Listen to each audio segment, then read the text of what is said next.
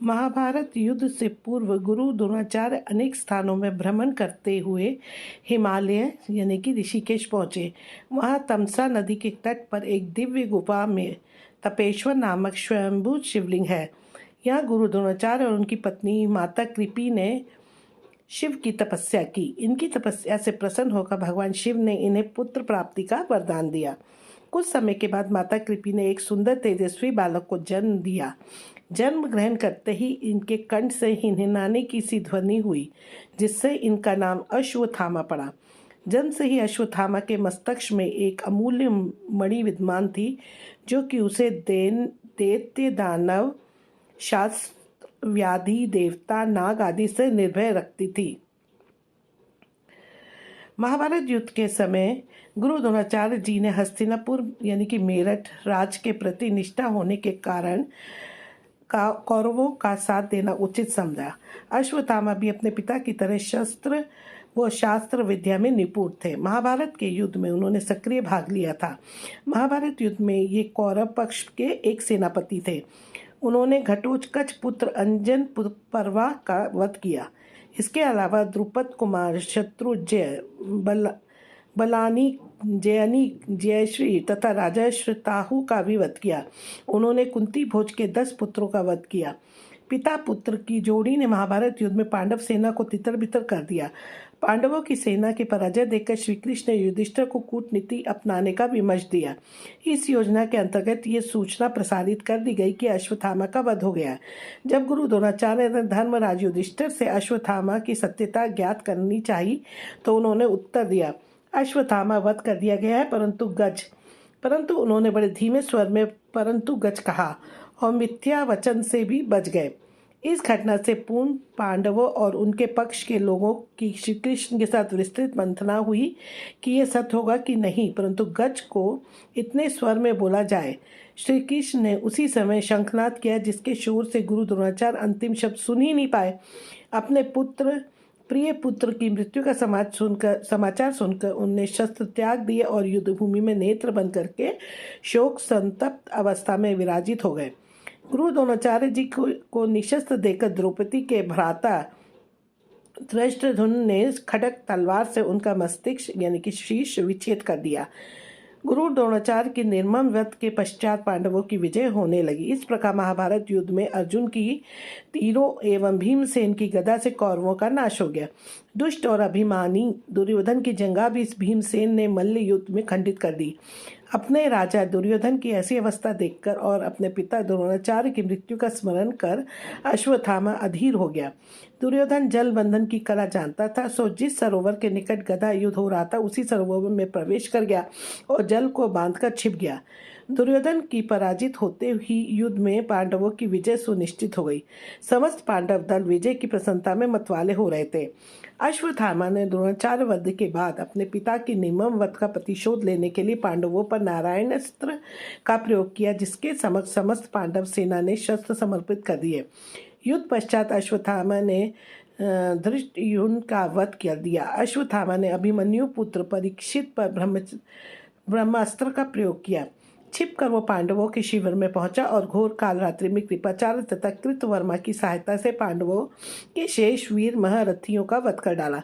केवल यही नहीं, उसने पांडवों को निंद्रामग्न 5 पुत्रों के मस्तिष्क भी विच्छेदित कर डाले। अश्वत्थामा के इस पतित कर्म की सभी ने निंदा की, यहाँ तक कि दुर्योधन तक को भी अनुचित लगा। पुत्रों के वध में शोकग्रस्त द्रौपदी विलाप करने लगी। द्रौपदी के विलाप को सुनकर अर्जुन उस नीच कर्म हत्यारे ब्राह्मण के मस्तक को विच्छेदित कर डालने की प्रतिज्ञाबद्ध हुआ। अर्जुन की प्रतिज्ञा सुन अश्वत्थामा भाग निकला। श्री कृष्ण को सारथी बनाकर गंडीव धनुष लेकर अर्जुन ने उसका पीछा किया। अश्वत्थामा को कहीं भी सुरक्षा नहीं मिली तो भयग्रस्त होकर उसने अर्जुन को लक्षित कर ब्रह्मास्त्र का प्रयोग कर दिया। अश्वत्थामा ब्रह्मस्त्र चालन से तो भिग्न था, परंतु निष्क्रमण लौटा लाना से अनभिज्ञ था।